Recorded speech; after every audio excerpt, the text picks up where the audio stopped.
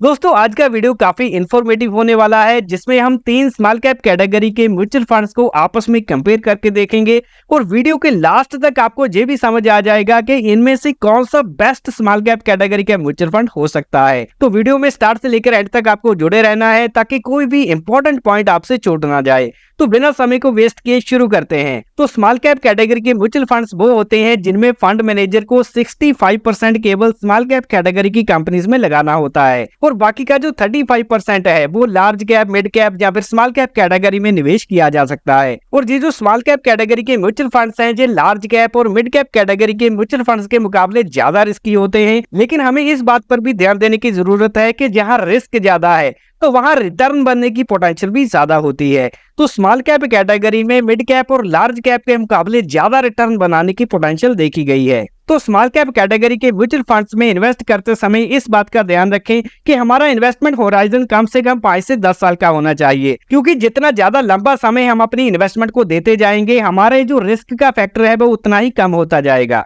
तो दोस्तों आज की इस वीडियो में हम जिन 3 स्मॉल कैप कैटेगरी के म्यूचुअल फंड्स को आपस में कंपेयर करने वाले हैं, उनमें शामिल है एडलवाइज का small cap fund direct growth, Bandhan small cap fund direct growth और तीसरे नंबर पे क्वांट का small cap fund direct growth इसमें शामिल है। तो यहाँ पर सबसे पहले हम शुरुआत करने वाले हैं बेसिक डिटेल से, जहाँ पर आप देखेंगे कि सबसे पहले एयूएम साइज को देख लेते हैं कि किसी भी म्यूचुअल फंड में जितने भी लोगों ने निवेश किया है उसकी टोटल वैल्यू कितनी है। तो यहाँ पर सबसे पहले बंधन स्मॉल कैप का एयूएम साइज है 10,244 करोड़ का और उसके बाद एडलवाइज स्मॉल कैप का 4237 करोड़ का और क्वांट स्मॉल कैप 26,221 करोड़ का है। तो जहां पर सबसे ज्यादा एयूएम साइज हो चुका है क्वांट का और जो बंधन है वो आता है दूसरे नंबर पर और तीसरे नंबर पे एडलवाइज आता है एयूएम के हिसाब से। और वहीं अगर हम एनएवी की बात करें, इस समय बंधन की एनएवी है 48 की, एडलवाइज की 46 की और जो क्वांट है उसकी 270 की एनएवी है। जैसे शेयर्स का प्राइस होता है उसी तरह म्यूचुअल फंड में जब हम बाई करते हैं तो एनएवी समय अलॉट होती हैं। और अगर हम एज वाइज देखें कि किस किस म्यूचुअल फंड को कितना समय हो चुका है, तो यहाँ पर सबसे पहले बंधन का जो म्यूचुअल फंड है वो फरवरी 2020 में लॉन्च हुआ था, तो 5 साल 3 महीने का समय इसको हो चुका है। और वहीं अगर हम एडलवाइज की बात करें, ये लॉन्च हुआ था जनवरी 18 2019 में, तो 6 साल 4 महीने का समय इसको हो चुका है। और वहीं क्वांट लॉन्च हुआ था जनवरी 1 2013 में, तो 12 साल 4 महीने का समय यहाँ क्वांट को हो चुका है। तो यहाँ अगर हम ट्रैक रिकॉर्ड के हिसाब से देखें तो क्वांट का सबसे ज्यादा ट्रैक रिकॉर्ड अवेलेबल है। और इसके बाद हम आते हैं एक्सपेंस रेशियो पर कि हमारे फंड को मैनेज करने के लिए सालाना फंड हाउस द्वारा कितनी फीस वसूल करी जाती है। तो हमारे एयूएम का 0.39% लिया जाता है बंधन स्मॉल कैप द्वारा और एडलवाइज द्वारा 0.43% और क्वांट द्वारा 0.68%। तो यहाँ पर एक्सपेंस रेशियो के हिसाब से सबसे सस्ता म्यूचुअल फंड दिखाई दे रहा है बंधन स्मॉल कैप का। और इसके बाद अगर हम लॉक इन पीरियड की बात करें तो तीनों म्यूचुअल फंड्स में किसी भी प्रकार का कोई लॉक इन पीरियड नहीं है, आप जब चाहे इन म्यूचुअल फंड्स में से पैसा निकाल सकते हैं। लेकिन यहाँ पर कंडीशंस अप्लाई होती हैं। अगर आप अपनी इन्वेस्टमेंट को 1 साल के अंदर अंदर ही निकालते हैं बंधन स्मॉल कैप से, तो यहाँ पर 1% का एग्जिट लोड देना पड़ सकता है और 1 साल के बाद निकालेंगे तो किसी भी प्रकार का एग्जिट लोड नहीं देना पड़ेगा। और इसके बाद एडलवाइज की बात करें तो 90 दिन के अंदर अंदर अगर पैसा निकाला जाता है तो यहाँ पर 1% एग्जिट लोड देना पड़ेगा और 90 दिनों के बाद किसी भी प्रकार का एग्जिट लोड नहीं है। और क्वांट स्मॉल कैप की बात करें तो इस म्यूचुअल फंड में भी 1 साल के अंदर अंदर पैसा निकालने पर 1% का एग्जिट लोड देना पड़ेगा और 1 साल के बाद कोई भी एग्जिट लोड नहीं है। और इन म्यूचुअल फंड्स द्वारा कौन कौन से बेंचमार्क इंडेक्स को फॉलो किया जाता है वो भी देख लेते हैं। बंधन द्वारा फॉलो किया जाता है BSE 250 स्मॉल कैप इंडेक्स को और यहाँ पर एडलवाइज द्वारा निफ्टी स्मॉल कैप 250 TRI और क्वांट द्वारा Nifty small cap 250 TRI index को फॉलो किया जाता है। और वहीं अगर हम इन म्यूचुअल फंड्स में इन्वेस्टमेंट ऑप्शंस की बात करें तो यहाँ पर बंधन स्मॉल कैप में 500 रुपए से SIP स्टार्ट करी जा सकती है और अगर लमसम इन्वेस्ट करना है तो 1000 रुपए से स्टार्ट किया जा सकता है। तो यहाँ पर जी मिनिमम अमाउंट की हमने बात की है और मैक्सिमम की इनमें कोई भी लिमिट नहीं है। और वहीं अगर हम एडलवाइज की बात करें तो मिनिमम 500 रुपए से SIP और लमसम 1000 से शुरू किया जा सकता है। और वहीं अगर हम क्वांट की बात करें तो 1000 से मंथली SIP और लमसम अमाउंट की बात करें तो 5000 से शुरू किया जा सकता है। तो यहाँ पर क्वांट म्यूचुअल फंड में इन्वेस्टमेंट को शुरू करना दूसरे फंड्स के मुकाबले महंगा दिखाई दे रहा है। और इसके बाद हम रुक करते हैं फंड मैनेजर्स की ओर जिनके द्वारा इन फंड्स को मैनेज किया जाता है। तो यहाँ पर सबसे पहले मिस्टर मनीष गुनवानी जी मैनेज करते हैं बंधन स्मॉल कैप को, जो कि जनवरी 2023 से मैनेज कर रहे हैं।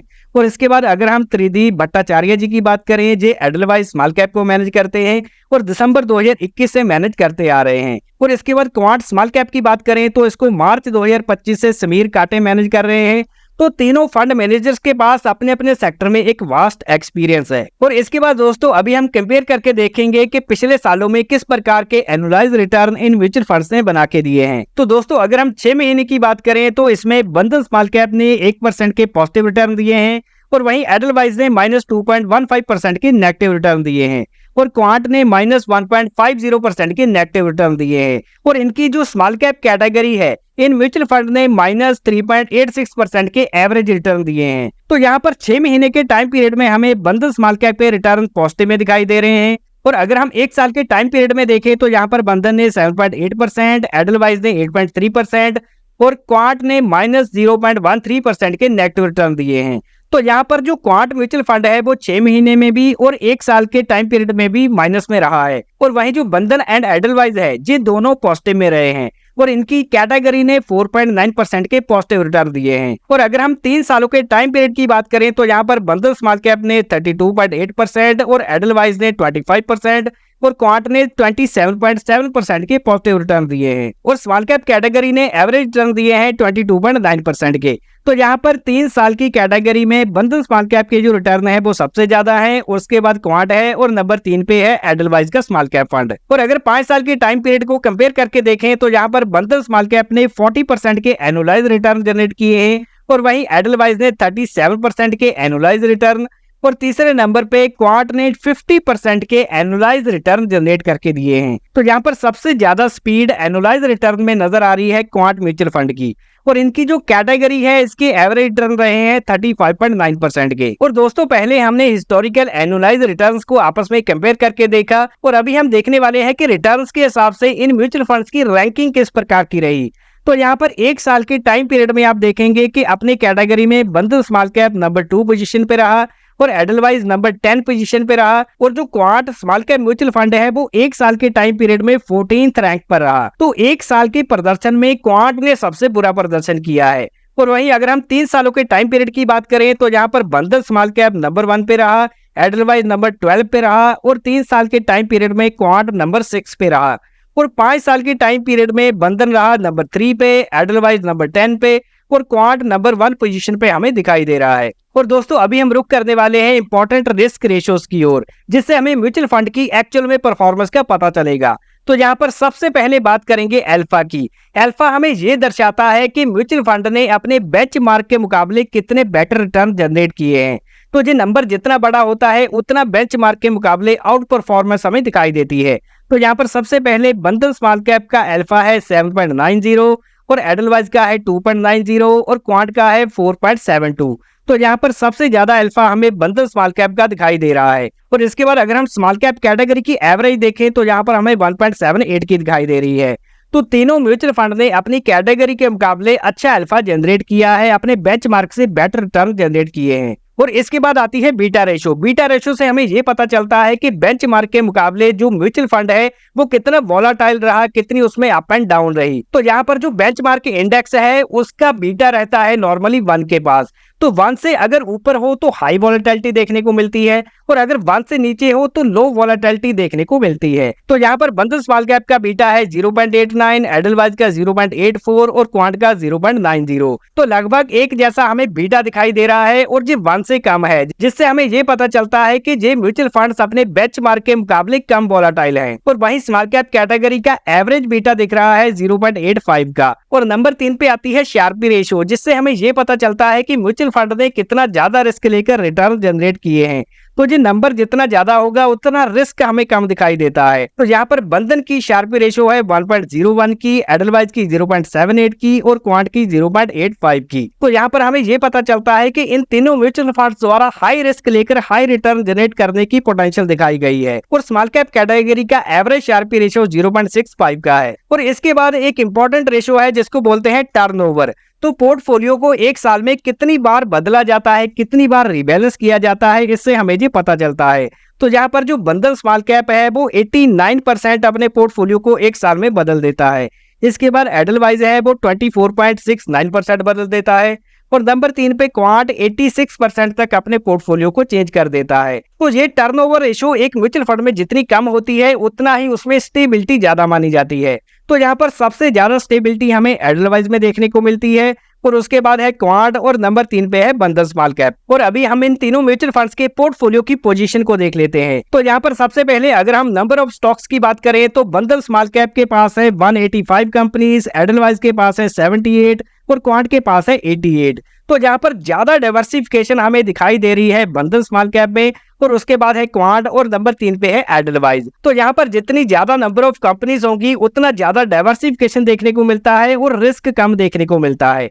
वहीं अगर हम टॉप 10 स्टॉक्स की बात करें तो बंधन ने अपने 10 स्टॉक्स में 19.5% की एलोकेशन कर रखी है और इसके बाद एडलवाइज ने 23.28 और क्वांट ने 38.92%। तो यहाँ पर कम स्टॉक्स पर ज्यादा फोकस किया गया है क्वांट स्मॉल कैप में और इसके बाद है एडलवाइज और नंबर 3 पे है बंधन स्मॉल कैप। और अगर हम प्राइस टू अर्निंग रेशियो की बात करें, जैसे स्टॉक्स की प्राइस टू अर्निंग रेशियो होती है उसी प्रकार से म्यूचुअल फंड के टोटल कंपनीज की प्राइस टू अर्निंग रेशियो भी देखी जाती है। तो यहाँ पर प्राइस टू अर्निंग रेशियो बंधन स्मॉल कैप की है 17 की, एडलवाइज की है 29 की और क्वांट की है 24 की और इनका जो बेंचमार्क इंडेक्स है उसकी प्राइस टू अर्निंग रेशियो है 32 की। तो प्राइस टू अर्निंग रेशियो के हिसाब से बंधन स्मॉल कैप की कंपनीज की price to earning ratio reasonable दिखाई दे रही है। और अगर हम कैश होल्डिंग की बात करें म्यूचुअल फंड्स में, जैसे इनके पास जो पैसा पड़ा होता है उनमें से कुछ पैसा जो लगाते हैं कुछ पैसा रोक कर रखते हैं। तो यहाँ रुका हुआ पैसा हमें दिखाई दे रहा है बंधन स्मॉल कैप में 11.5% और इसके बाद एडलवाइज का 0.1%। तो एडलवाइज म्यूचुअल फंड ने तकरीबन सारा पैसा इन्वेस्ट कर रखा है। और इसके बाद है क्वांट स्मॉल कैप जिसने 6.8% का कैश अपने पास रखा है जो समय देखकर आगे अच्छी कंपनीज में इन्वेस्ट कर सकते हैं। और इसके बाद हम तीनों म्यूचुअल फंड्स की एसेट एलोकेशन को देख लेते हैं कि किन किन सेक्टर्स में इन्होंने ज्यादा पैसा लगाया है।